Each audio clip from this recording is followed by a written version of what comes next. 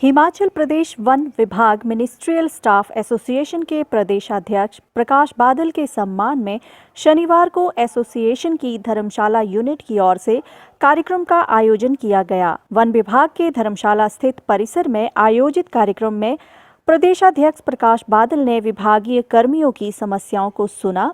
इस दौरान अधिकतर कर्मचारियों ने स्टाफ की कमी, आवासीय भवनों की बदहाली को प्रमुखता से उठाया। प्रदेशाध्यक्ष प्रकाश बादल का कहना था कि क्वार्टर्स को लेकर बहुत भेदभाव किया जाता है। अधिकारियों के क्वार्टर्स की मरम्मत समय समय पर कर दी जाती है, जबकि कर्मचारियों के क्वार्टर्स की ओर ध्यान नहीं दिया जाता। प्रदेश सरकार की ओर से वन विभाग के क्वार्टर्स की मरम्मत के लिए 8 करोड़ का बजट जारी किया गया है। शिमला में वन विभाग की 3 आवासीय कॉलोनियां हैं, जिनके लिए करीब 1.5 करोड़ का बजट मरम्मत के लिए मिला है। वहीं धर्मशाला मंडल को बजट जारी किया गया है। प्रदेशाध्यक्ष ने कहा कि स्टाफ की कमी के चलते एक के काम को दूसरे पर थोपा नहीं जा सकता। एसोसिएशन रिक्त पड़े पदों को भरवाने को लेकर कार्य कर रही है। हाल ही में 10 सुपरिटेंडेंट की पोस्ट क्रिएट करवाई गई है। जेओई आईटी के मसले को भी उलझा दिया गया है, लेकिन हम सरकार से मांग उठाएंगे कि रिक्त पदों पर जल्द भर्तियां की जाएं। समस्याएं हमारे विभाग में बहुत सारी हैं और उस पे हम काम कर रहे हैं धीरे धीरे। स्टाफ की कमी जो बताई गई और कई और जो इंटरनल मैटर्स हैं बहुत सारे हैं। और विभाग में जैसा कि आप देख रहे हैं हर जगह बहुत चेंजेस आए हैं। जो जिस तरह का कई जगह हमारे काम करने में अधिकारी लेवल पे भी कुछ लोग हैं, हमारे अपने लोग भी प्रॉपरली काम नहीं करते जो हमारे। हम ऐसा नहीं कहते कि हम दूध के धुले हैं, तो हम समझ रहे हैं सिस्टम को, लेकिन जो समस्याएं हैं वो हमने सॉल्व भी किया मोटे मोटे तौर पे। जो स्टाफ की कमी वो हमारे विभाग के में नहीं है, पूरे हिमाचल प्रदेश में कर्मचारियों की स्टाफ की कमी है। तो अनेक समस्याएं आ रही हैं। अगर उस पर जाएंगे हम तो बहुत ज़्यादा लंबा चला जाएगा, मगर मैं आपको ये कहना चाहता हूँ कि हम और हमारी कार्यकारिणी जो वन विभाग कि खासकर हम, क्योंकि मिनिस्ट्रियल स्टाफ को रिप्रेजेंट करते हैं, हम उनकी जो भी समस्याएं हैं चाहे स्टाफ की है, और अभी आप देखेंगे 4-5 महीने में बने हुए हैं। तो हमारे 37 साल से लोग जो काम कर रहे थे, एक ही पोस्ट पे जो काम कर रहा है वो क्या काम करेगा। तो उसके सामने एक आदमी जो है फॉरेस्ट गार्ड लगा, वो आज एसीएफ बन गया। वो आदमी वो सुपरडेंट का ही सुपरडेंट है, तो उसका मनोबल कितना नीचे होगा।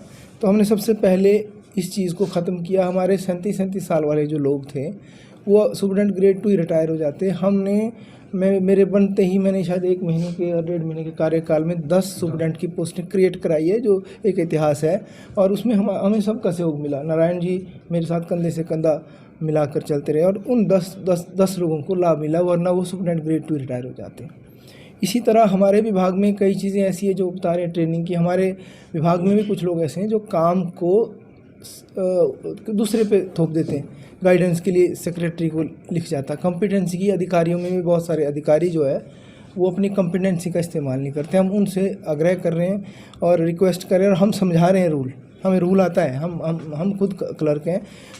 हमने एक जेओआईटी हमारा एक कैडर होता है, उनकी सीनियरिटी को हम ही लोगों ने उलझा दिया और हमने वो मैटर सेक्रेटरीट वाले भी जब नहीं सुलझा पाए, मैंने अपने पीसीसीएफ को कन्विंस कराया और लगभग 60 जेओआईटी की सीनियरिटी का मैटर जो घूम रहा था, हमने वो विद इन 2 मंथ उसको रिजॉल्व करा दिया और सबको सीनियरिटी मिल गई जो उनका मुद्दा था। और उनकी सैलरीज में ही मुझे लगता है कि 1 लाख रुपए का इजाफा हुआ है जो उनका एरियर वगैरह बना है उसका।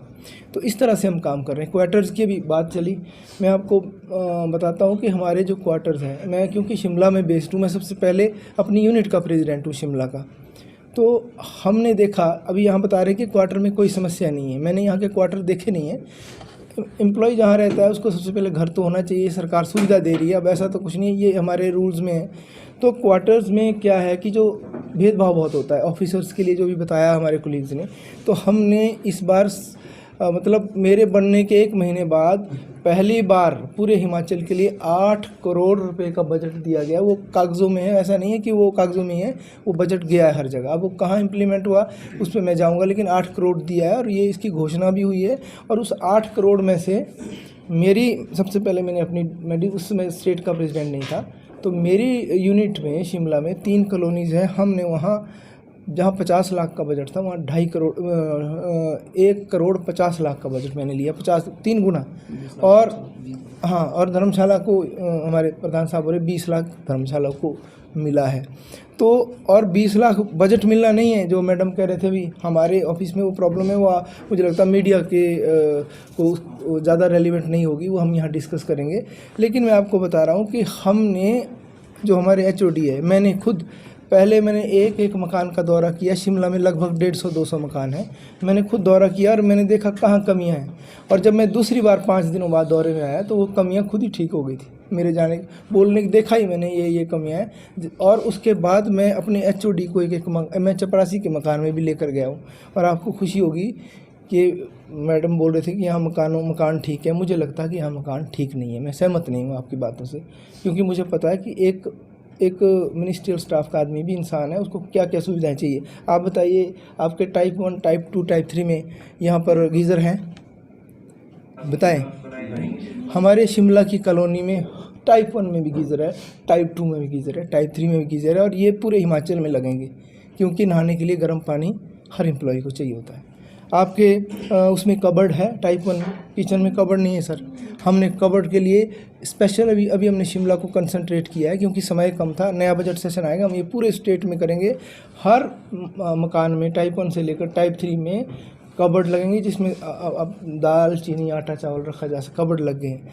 हर मकान की बालकनी को एनक्लोजर लगाया जा रहा है, शीशे लगाए जा रहे हैं, ताकि उसकी बालकनी में हम जैसे बंदरों का आतंक होता है या वो सेफ रहें, धूप में आप अंदर बैठ सके। बालकनी में एनक्लोजर लगाया जा रहा है। आपको खुशी होगी, शिमला में इसके लिए अभी इमीडिएटली उन्होंने बजट सरेंडर कर दिया था। 50 लाख रुपए का शिमला की कॉलोनियों में स्पेशल बजट दिया गया है। और 50 लाख रुपये का बजट ही नहीं दिया गया, कम से कम 30% कॉलोनीज़ में वो लग चुके हैं, एनक्लोजर लग चुके हैं। तो हम इस तरह कॉलोनियों की हालत भी सुधार रहे हैं। और भी बहुत सारे सुधार हम डिपार्टमेंट में कर रहे हैं। मैं आपको बताना चाहता हूँ, मैं अवेयरनेस एसोसिएशन का काम ये नहीं है कि हम जो है ये बोले कि हमारी समस्याएं हैं। कुछ हमें जो कमियां हैं, हमारे टॉयलेट्स शिमला की में 35 टॉयलेट मैंने खुद साफ़ किए। एम्प्लॉयज़ को मेरे पास वीडियोज़ हैं, मैं आपको भेज भी सकता हूँ। खुद साफ़ करके ये बताया, और वहाँ मैंने स्टिकर लगा दिया कि मैंने ये टॉयलेट साफ़ किया है। अगर आप लोग इसको साफ़ ना कर सके तो मुझे बुला लेना, मेरा मोबाइल नंबर है, मैं साफ़ कर लूँगा। और उसका ये इम्पैक्ट हुआ कि अब वहाँ साफ़ सुथरे टॉयलेट्स मिल रहे हैं। और ऑफिसेज़ में जो हमारे सुपरटेंडेंट ग्रेड 1 है, वहाँ कोई पता नहीं लगता ग्रेड 1 की चेयर कौन सी है। हमारे ऑफिस मैनुअल में कि एक सुपरटेंडेंट को इतना बड़ा कमरा होना चाहिए, स्पेसिफाइड है कि इतने साइज़ का कमरा होना चाहिए। तो हमारे पास स्पेस की बेशक कमी होती है, लेकिन जो उच्चाधिकारी है कई बार हमारे मिनिस्ट्रियल स्टाफ को कम मांगते हैं। तो मैंने ये अप्रूव कराया है कि सुपरटेंडेंट ग्रेड 1 के लिए जो हमारा मुख्यालय अलग से कमरा बनेगा, और अलग से उनको ताकि उनको भी इतनी सी नौकरी के में आते हैं, मान सम्मान मिले। हम ये तय करेंगे कि जो हमारे सीनियर अधिकारी हैं उनको भी मान सम्मान मिले। ये भी हमने शिमला में मुख्यालय में काम शुरू हो गया है। तो इस तरह के, और दूसरी अभी हमारा एक डेथ हो गई थी, हम कल्याणकारी कार्य भी कर रहे हैं।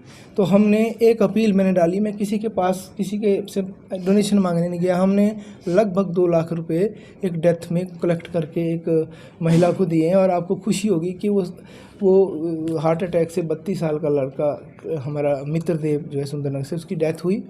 और उसकी 27 साल की वाइफ है और प्रेग्नेंट है, 6 महीने का बच्चा उसके पेट है। मैं कल उसके घर में गया था। हमने उनको 2 लाख रुपए, जो भी लगभग 2 लाख रुपए वहाँ पर दिया, और जिसमें धर्मशाला सर्कल का मैं विशेष धन्यवाद करता हूँ कि अकेले धर्मशाला सर्कल ने 55,000 रुपये का योगदान दिया है। उसके लिए आप बधाई के पात्र हैं। तो मेरा काम करने का सर तरीका ये है कि मैंने वहाँ पर जो उनकी महिला थी, मैं इतना भावुक हो गया बीइंग प्रधान। मैंने ये वहाँ उस लेडी को कहा कि अगले जो रक्षाबंधन होगा, उसका पति बेशक चला गया है, लेकिन उस रक्षाबंधन में मैं उससे राखी बंधवाऊंगा और उसकी ज़िंदगी भर उसकी रक्षा करूंगा। एक प्रधान तो मैं 3 साल के लिए हूँ। तो हमारी एसोसिएशन इस तरह काम करेगी, उसकी जब तक वो जीवित है, उसका बच्चा जीवित है, जो भी लायबिलिटीज़ होगी हम अपने कर्मचारी के साथ कंधे से कंधा मिलाकर रहेंगे। और मैं अब औरों को भी ये सीख देता हूँ कि अगर कोई आपदा विपदा पड़े तो हम सब साथ हैं। इस तरह के काम हम कर रहे हैं।